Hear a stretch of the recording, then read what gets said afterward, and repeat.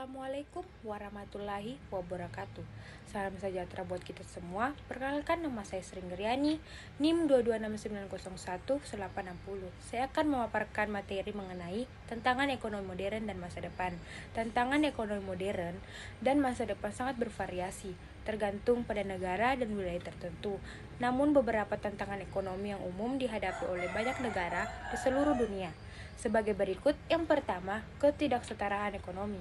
Ketidaksetaraan ekonomi antara kelompok sosial dan ekonomi yang berbeda dapat menjadi masalah besar di banyak negara.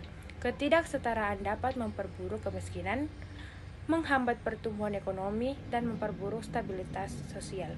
Yang kedua, perubahan iklim. Perubahan iklim dapat memiliki dampak besar pada ekonomi global, termasuk kerusakan lingkungan, penurunan produksi pertanian, dan peningkatan biaya energi.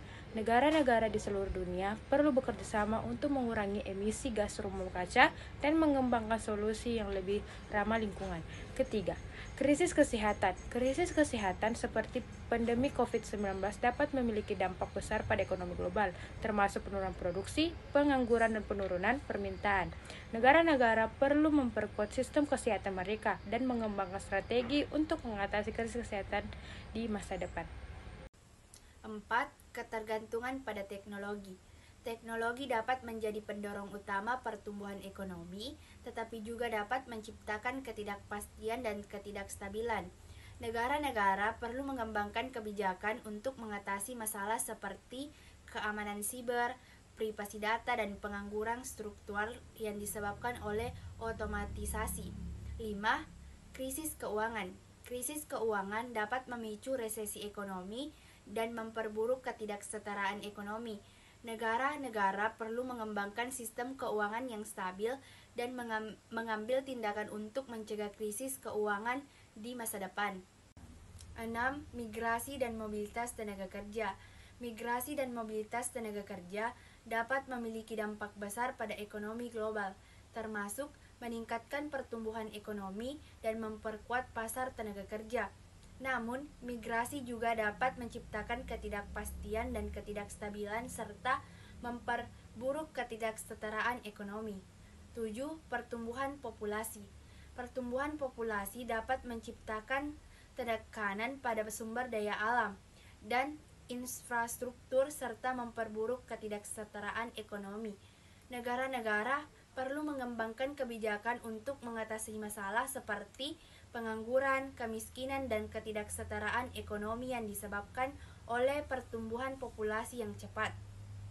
Isu-isu kontemporer. Isu-isu kontemporer adalah suatu pokok persoalan yang terjadi pada masa sekarang dan menjadi permasalahan yang masih hangat dibicarakan. Isu kontemporer dapat berkembang karena banyaknya masalah yang timbul akibat berbagai faktor baik dari internal maupun eksternal. Adapun isu-isu ekonomi yang paling dicemaskan warga dunia 2002 yaitu 1. Krisis utang. Dalam survei WF, sekitar 13,8% responden menilai masalah krisis utang terus memburuk sejak pandemi, baik di skala masyarakat, perusahaan, maupun pemerintah. Mayoritas responden cemas krisis utang ini akan berujung pada maraknya kasus gagal bayar, kebangkrutan massal, atau terjadinya krisis likuiditas dalam beberapa tahun ke depan.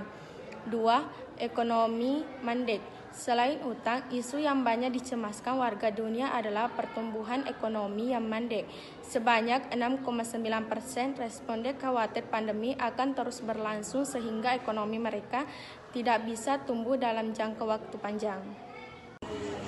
3. Gelembung aset. Isu ekonomi lain yang banyak dicemaskan adalah aset bubble atau gelembung aset. Sebanyak 6,7% responden khawatir harga aset dan properti akan terus melembung hingga tidak terjangkau masyarakat dan beresiko menimbulkan krisis keuangan skala besar. 4. Industri kolaps. Banyak warga dunia juga cemas akan ada banyak industri yang kolaps dalam beberapa tahun ke depan. Sebanyak 4,1% responden khawatir dengan kolapsnya industri akan berdampak langsung pada terganggunya kesejahteraan masyarakat. 5. harga tidak stabil. Terakhir, warga dunia banyak mencemaskan ketidakstabilan harga sebanyak 3,3%. Responden merasa stabilitas harga barang dan jasa kain memburuk sejak pandemi COVID-19 berlangsung. Kebijakan pemerintah untuk masa depan ekonomi global. Yang pertama, inovasi dan teknologi. Banyak pemerintah memandang inovasi dan teknologi sebagai pendorong utama pertumbuhan ekonomi di masa depan. Mereka mungkin mendorong investasi dalam riset dan pengembangan, menciptakan lingkungan yang mendukung startup dan perusahaan teknologi, serta menyusun kebijakan untuk mendukung adaptasi teknologi di berbagai sektor. Yang kedua, pendidikan dan keterampilan. Pemerintah cenderung fokus pada pembangunan sumber daya manusia melalui peningkatan kualitas pendidikan dan pelatihan keterampilan. Menciptakan tenaga kerja yang terampil dan adaptif dianggap kunci untuk bersaing dalam ekonomi global yang berubah cepat. Yang ketiga, keberlanjutan dan lingkungan. Kebijakan yang mendukung pertumbuhan ekonomi yang berkelanjutan menjadi sangat penting. Pemerintah dapat mendorong investasi dalam energi terbarukan, mengimplementasikan kebijakan lingkungan yang ketat, dan memberikan insentif untuk praktik bisnis yang ramah lingkungan. Kebijakan pemerintah untuk masa depan ekonomi global. Yang keempat, kebijakan perdagangan dan investasi.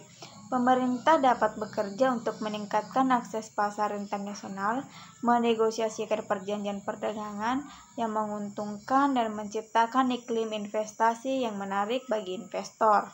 Yang kelima, infrastruktur. Pembangunan infrastruktur yang kuat dianggap penting untuk mendukung pertumbuhan ekonomi jangka panjang. Ini termasuk investasi dalam transportasi, energi, dan teknologi informasi. Yang keenam, kebijakan fiskal dan moneter.